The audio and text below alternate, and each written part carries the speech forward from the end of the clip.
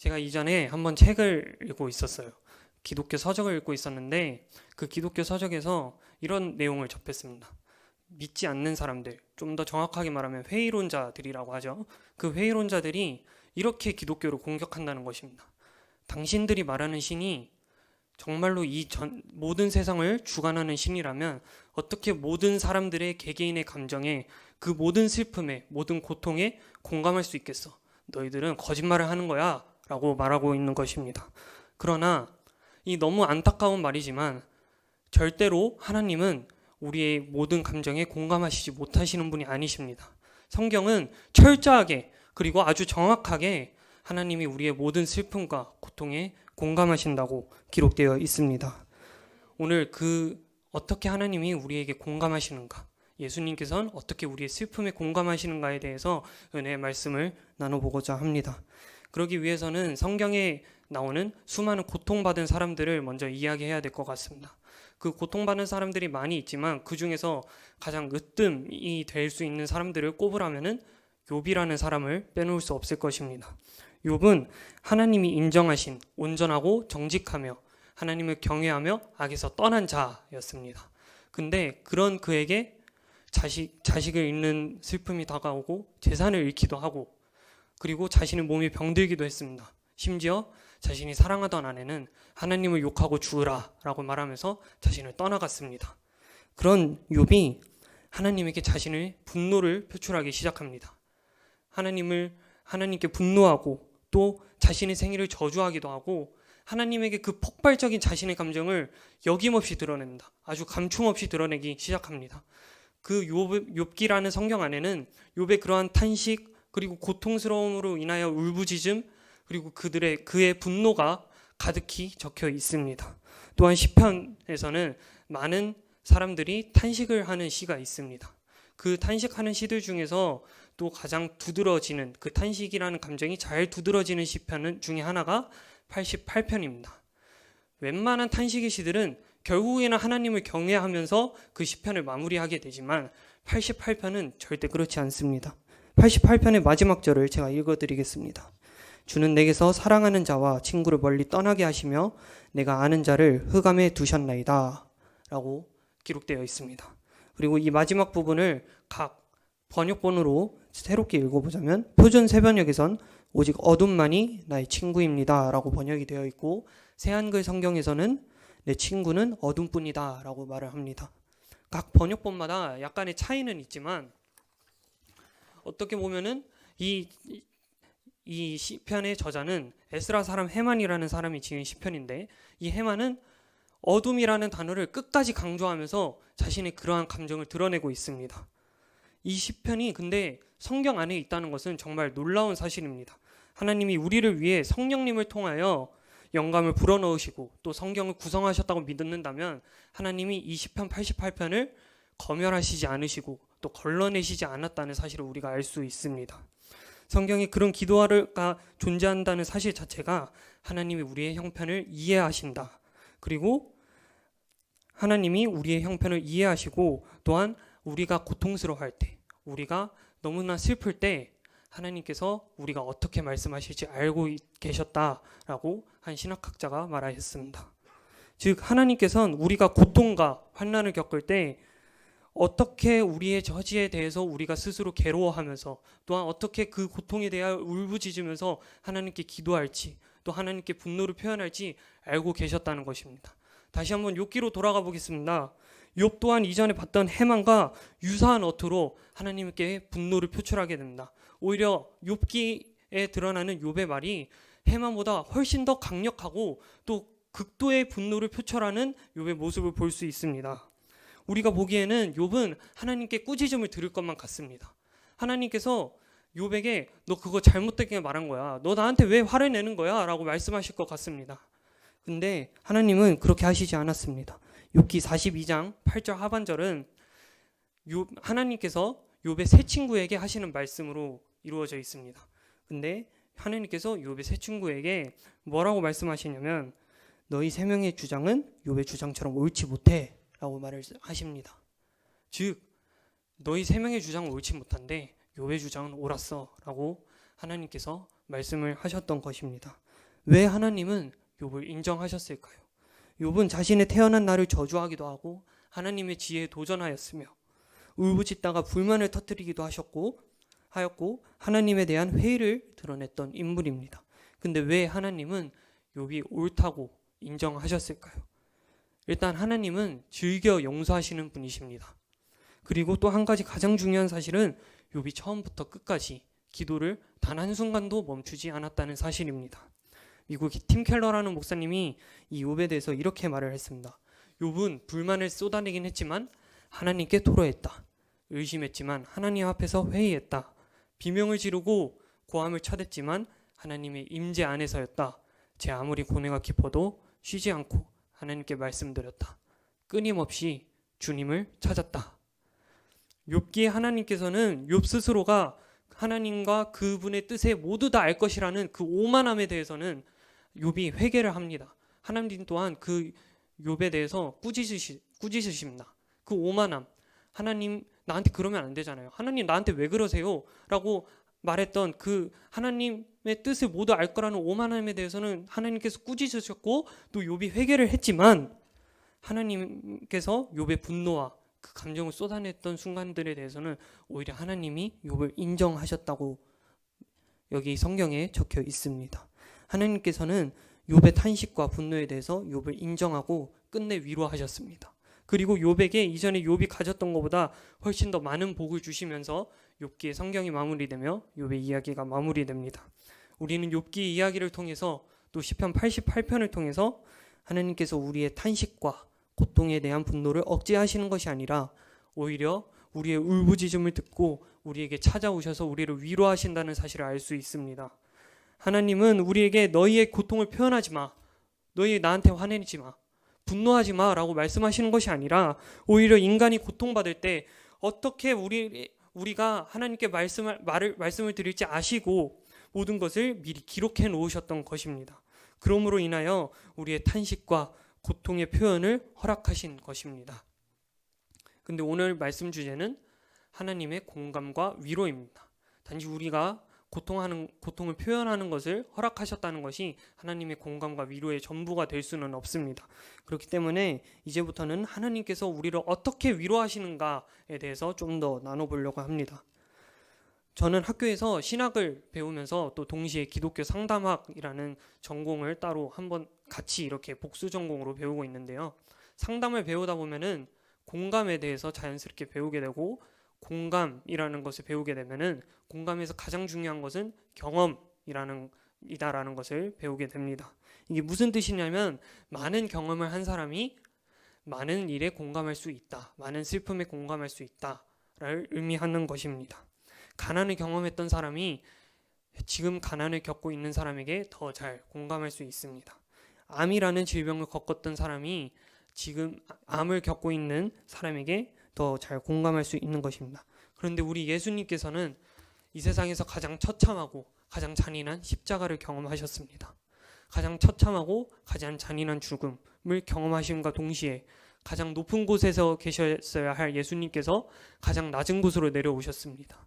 가장 큰 영광을 누리셔야 했을 분이 가장 큰 모욕과 치욕스러움을 당하셨습니다. 영원히 평안을 누리셔야 했을 분이 우리에게 평안을 주시려고 자신의 모든 평안을 버리고 이 땅 가운데 내려오셔서 그 평안을 포기하셨습니다. 그리고 잔인하고 처참한 십자가를 맞이하셨습니다.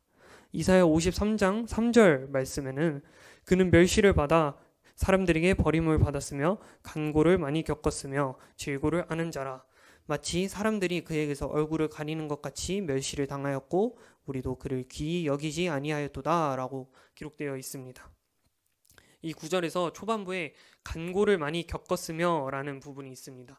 이 부분을 NIV 영어 성경에서는 좀 더 원문에 가깝게 해석하였는데 바로 A Man of Sorrows라고 해석을 하였습니다. 한국어로 바로 직역을 해보면 예수님은 슬픔의 사람이라는 것입니다. 본인의 사명을 이루심과 동시에 가장 처참한 죽음, 가장 잔인한 십자가를 맞이한 예수님께서는 바로 슬픔의 사람이라는 것입니다. 우리가 잘 알고 있는 신앙을 가졌던 일제감정기에 활동을 했던 윤동주 시인이 십자가라는 시에서 예수님을 이렇게 표현하였습니다.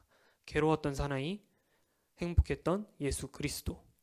즉 예수님은 성자 하나님으로서 다 이루었도다 라고 말씀을 하시며 자신의 사명을 감당하셨지만 동시에 인간으로서는 가장 큰 고통을 겪으셨던 것입니다. 그러므로 인하여 그분께서 우리에게 공감하시지 못할 고통이랑은 절대 없습니다. 이 세상에서 그 무엇보다 큰 고통을 겪으신 분이기 때문에 우리는 예수님이 우리의 모든 고통을, 우리의 모든 슬픔을 아시는 주님이라고 고백할 수 있는 것입니다. 오늘 본문에서는 예수님의 친구 같은 사람이었던 나사로가 죽었습니다. 그리고 예수님은 죽은 나사로를 찾아오셨습니다. 35절에서는 예수님이 눈물을 흘리셨다라고 기록되어 있습니다. 그리고 33절과 38절에서는 예수님께서 나사로의 죽음을 비통히 여기셨다라고 기록되어 있습니다. 이러한 예수님의 행동에는 약간의 의문이 생기기도 합니다. 우리가 성경을 이미 다 알고 있기 때문에 그냥 예수님께서 자신의 친구의 죽음을 슬퍼하셨나 보다라고 생각하고 넘길 수도 있지만 조금 더 한 번 더 생각해 보면은 의문이 생길 수가 있는 성경 본문입니다. 특히 이 비통히 여기셨다의 원어는 엠브리마오마이라고 하는 단어인데 이 단어의 정확한 뜻은 분개하다, 분노하다, 분노를 표출하다 정도의 뜻이 된다고 합니다. 그렇다면 예수님께서는 나사로의 죽음에 대하여 극도로 분노하셨다는 건데 왜 예수님께서 분노하셨느냐라는 것입니다. 우리가 한번 이러한 가정을 들어보겠습니다. 우리가 하나의 이야기를 창작하고 있습니다. 이 이야기 속에서 전지전능한 신이 죽은 사람을 살리기 위해 걸어가고 있습니다. 그렇다면 여러분들께서는 이 신의 모습을 어떻게 표현하시겠습니까? 저라면 아주 당당한 신의 모습을 표현하였을 것입니다. 의기양양하게 걸어가면서 이런 대사도 한번 넣어보았을 것입니다. 여러분들 여기를 보세요. 제가 이제 나의 친구를 살릴 것입니다. 나의 친구 나사로를 살릴 것입니다. 여러분 제 능력이 이곳에서 펼쳐집니다. 여기를 한번 지켜보세요 라고 말을 했을 것입니다. 근데 인간의 생각과 하나님의 생각은 완전히 달랐습니다. 예수님은 그러한 당당한 모습을 보이시지 않으셨습니다. 자신의 능력을 남들에게 말씀하시지도 않으셨습니다. 그저 그 죽음의 앞에 가서 눈물을 흘리시고 또한 분노하셨습니다. 왜 예수님께서는 분노하셨을까요?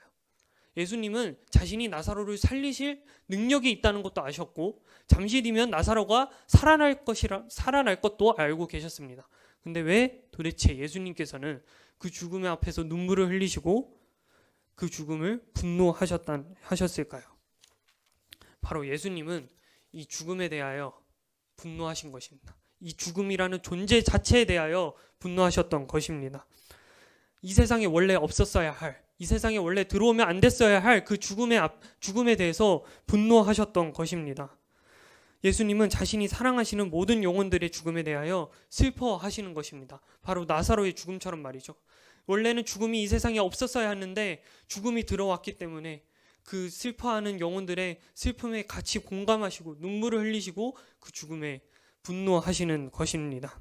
그리고 이 예수님의 슬픔과 분노는 죽음에만 적용되는 것이 아닙니다. 원래는 이 세상에 없었어야 할 모든 고통들에 분노하시고 눈물을 흘리십니다. 그리고 우리의 고통에 친히 공감하시고 위로하십니다. 예수님은 저 하늘에서 우리를 지켜보시면서 저들이 슬퍼하는구나, 저들이 고통스러워하구나 라고 말만 하시는 것이 아니라 직접 이 땅 가운데 내려오셔서 우리의 슬픔과 우리의 고통을 위로하시는 것입니다. 그리고 그 먼저 십자가를 감당하셨습니다. 예수님께서는 자신이 사랑하시는 영혼들을 살리시기 위하여 그 사랑하시는 영혼들을 무덤에서 꺼내시기 위하여 직접 무덤에 들어가셨던 분이십니다.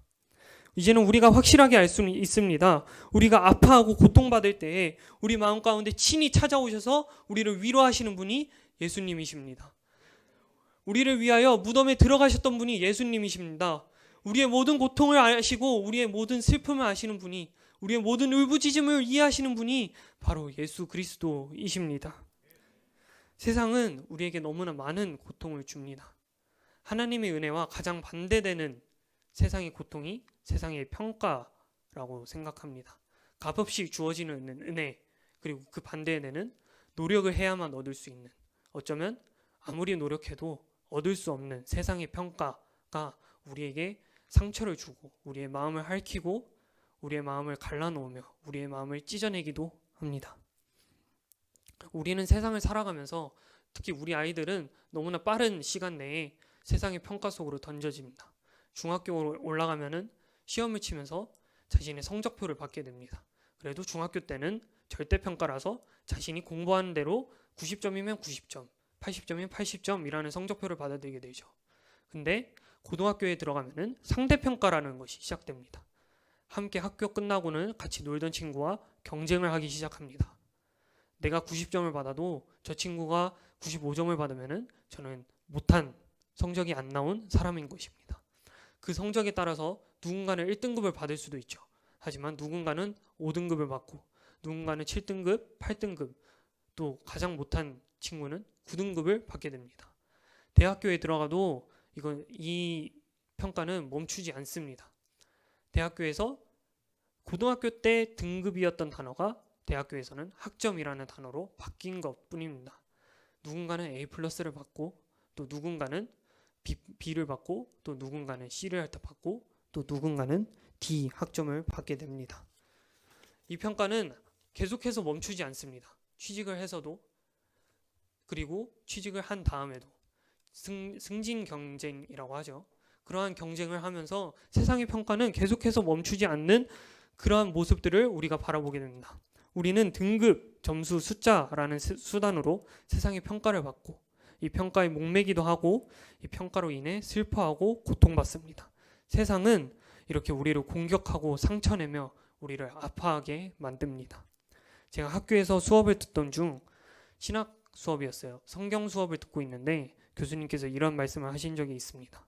저는 직업이 교수인 사람이라 여러분들의 성적을 가지고 판단을 하여 학점을 줄 수밖에 없습니다.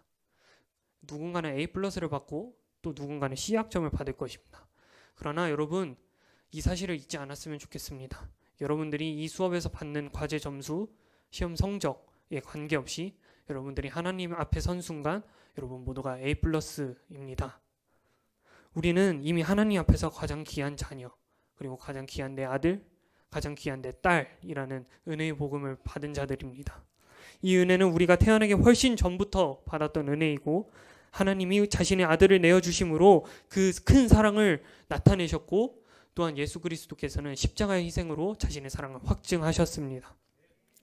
이제 세상이 뭐라 하든 우리는 하나님의 가장 귀한 자녀입니다.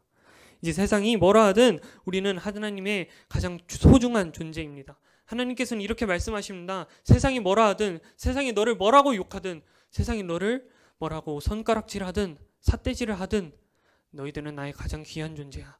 너희들은 나의 가장 사랑스러운 존재야. 너희들은 가장 나의 중요한 존재야. 너희들이 나의 가장 귀하고 가장 소중하고 가장 사랑스럽고 또한 내가 너희들을 위해서 모든 것을 내어줄 수 있는 그만큼 너희들은 나의 가장 소중한 존재야 라고 말씀하셨습니다. 이러한 말이 있습니다. 우리는 전 우주의 통치자가 죽었어야만 했을 가장 처참하고 가장 답없는 존재들이다. 그러나 우리는 전 우주 통치자가 우리를 위해서 죽어야만 했을 정도로 가장 귀한 존재이다. 우리는 언제부터인가 예수님의 속성을 표현하기 위해 인간의 몸을 입고 오신 예수 그리스도라는 표현을 자주 사용하게 됩니다. 이 표현이 틀린 것은 아니지만 간혹 이 표현을 오해하여 예수님을 반은 신이시고 반은 인간이신 하나님 정도로 표현하게 됩니다. 그러나 우리 예수님은 절대 반인 반신 같은 존재가 아닙니다. 80%는 하나님이고 20%는 인간이냐? 그것도 아닙니다. 그렇다고 80%가 인간이고 20%가 인간이냐도 아닙니다. 우리 예수 그리스도께서는 완전한 하나님이십니다. 그리고 동시에 완전한 인간이십니다.